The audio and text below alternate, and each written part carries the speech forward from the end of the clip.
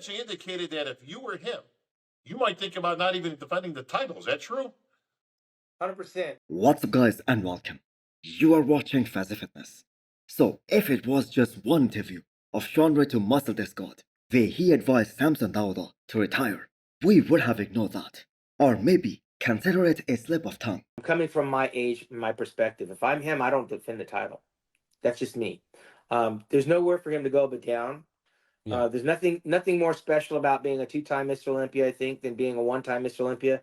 Yeah. Big Ramy is Mr. Olympia. He won it twice to validate it. But he was on Bob Ciccarello's YouTube channel, The Voice of Bodybuilding, advocating again that the reigning Miss Olympia, Samson Dauda, should not defend the Olympia title in 2025 and rather go on a guest posing world tour to promote the sport of bodybuilding. Because I want him to go back to Nigeria too, to show those guys what Mr. Olympia looks like, show them what the Sandow Trophy looks like. I would be contacting every head of state in the bodybuilding industry to bring my Mr. Olympia to South Africa and back to show them what Mr. Olympia looks like. Now, that is a really wild idea, and some would say it's really stupid as well. Because who knows, the prize money for Miss Olympia might go up to $750,000 next year. So how many guest posing Samson Dauda will need to do in 2025 to make that much money? Even if it stays $600,000, that is still a lot of money. And no bodybuilder, whether it's the Miss Olympia, can make that much money by just guest posing in just a few months. Go ahead. Right now, there's a whole bunch of people watching this going, Sean, have you lost your freaking mind? You're talking about a guy who just won the title. And let's keep the money aside for a moment and just think about the feeling of being the very best at something in the world. The respect and the recognition that Samson is getting after becoming Miss Olympia. That is so immense, and he would 100% try to solidify himself by winning the title number 2 at the Olympia next year.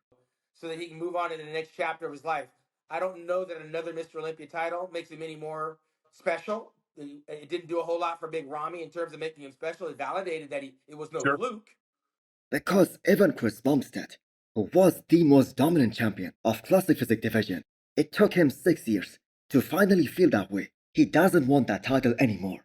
And for Samson Dauda to retire now, when they have finally figured out the right formula to get him truly shredded and finally bring his all-time best. So giving up now, that is such a wild idea, considering that it wasn't an instant gratification for Samson Dauda. He was competing as a pro since 2019. It took him 6 years to finally win that Olympia title, and he was lifting weights for far longer than that. And to give it all up after winning just one, that isn't happening.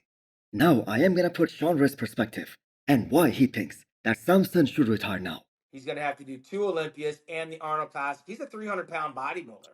And when you push it like that, you are putting yourself in harm's way. He doesn't have to. He doesn't have to try to prove anything to anyone. He's won the ultimate prize. Well, it turns out that is because of the health perspective. Because Samson is currently 38 years old, and he is the biggest bodybuilder in the world right now, who stays above 300 pounds for most part of the year. So in Sean's perspective, he should go out with his health intact. Now we pretty much know what the answer of Samson Dauda would be to all that.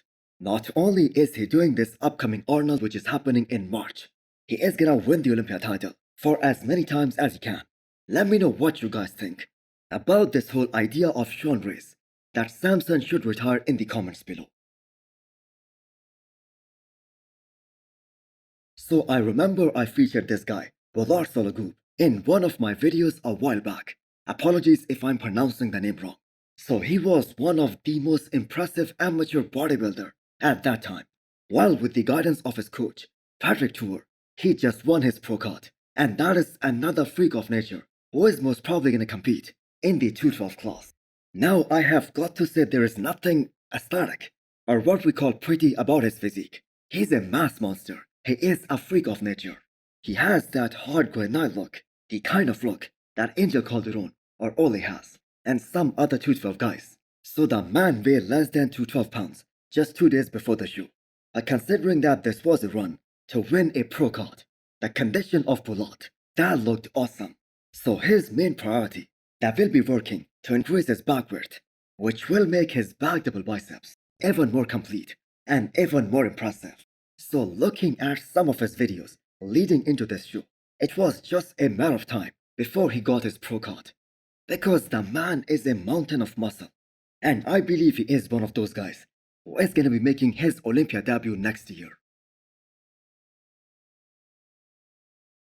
So that is a freaky looking multiple time men's open pro winner, Hassan Mostafa, the Egyptian tank, another guy who is above that 300 pounds mark in this off-season phase. But he won't try to get any more bigger, any more heavier than this, because I have said this so many times before.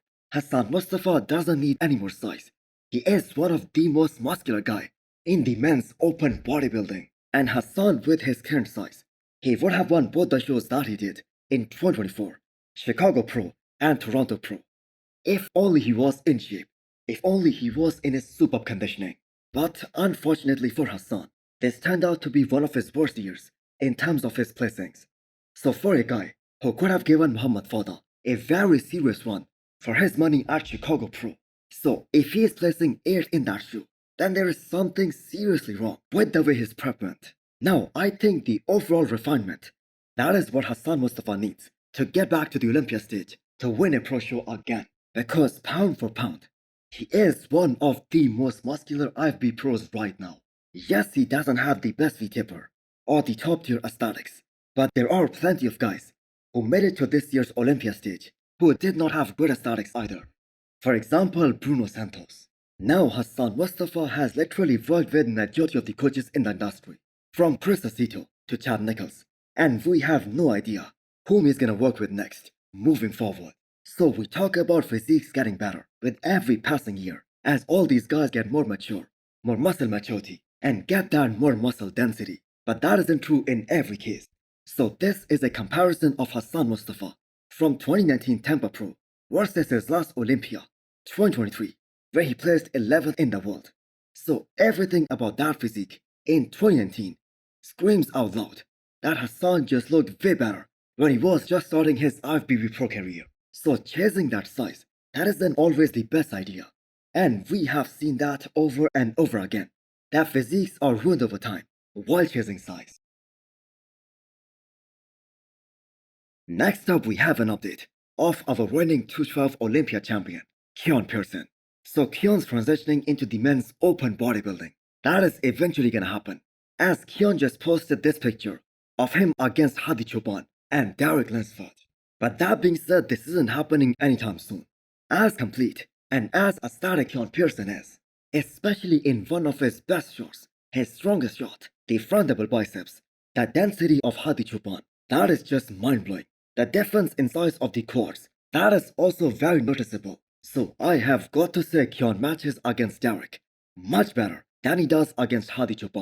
But this comparison is of no surprise to us, because I believe all the three guys, they are of the same height, with Hadi being the tallest among these guys. And the weight difference between Keone and the other two is just immense, because Keone at this year's Miss Olympia, he was about 202 pounds on the stage, while Hadi and Derek on the other hand, they must have been somewhere in the low 230s. So unless Keone Pearson grows so much in the next 2 to 3 years, where he maxes out the 212 class, he won't be switching to men's open bodybuilding. But thankfully the man is just 29 years old. So he has got plenty of time to really get big and put on more muscle mass. Because the ultimate goal of stepping on the Olympia stage with the big boys, that is achieved, but at the same time, give them a run for their money. So in these last 2 years, Keone has closed all the visible gaps in his physique that were there a couple of years ago. So it is gonna be really interesting to see how much of a jump he takes in 2025. So hit the thumbs up button if you liked the video, and smash the subscribe button if you wanna come back for more. Thanks for watching.